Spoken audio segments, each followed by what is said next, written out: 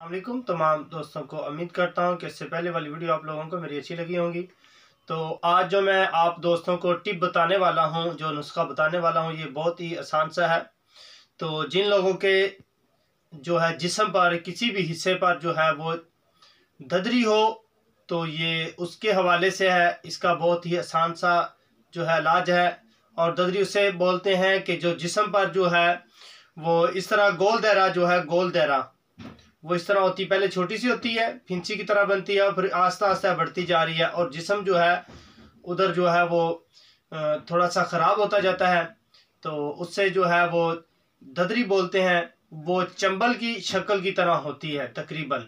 और जो चंबल होती है ये और तरह की बीमारी है, और जो ददरी है ये और तरह की बीमारी है। अगर किसी को हो तो उसका बेहतरीन इलाज है जो मेरे पास ये पड़ा है, जो आमतौर पर जो है इसको लोग जो है वो भूकला बोलते हैं।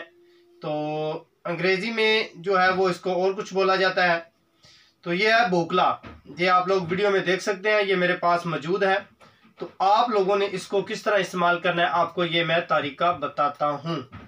आप लोगों ने जो है मिसाल के तौर पर किसी के भी जिस्म पर जो है वो निशानात हों, जिधर भी हो, मिसाल के तौर पर ये देख सकते हैं कि मैं आपको ये मिसाल दे रहा हूँ, एग्जाम्पल दे रहा हूँ। अगर इधर है तो आप लोगों ने इसको जो है भूकले को दिन में 2 या 3 दफ़ा लगाना है। आपने ये इस तरह करना है, इसको 2 या 3 जो है इसकी ये शाखें वगैरह लेनी है और इधर जिस्म पर जो है इसको ऐसे लगाते रहना है मुसलसल।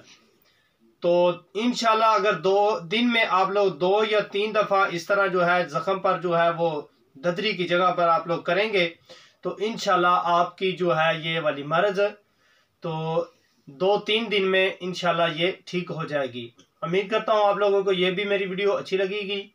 तो नेक्स्ट वीडियो के लिए मैं इजाज़त चाहता हूँ। अल्लाह हाफिज़।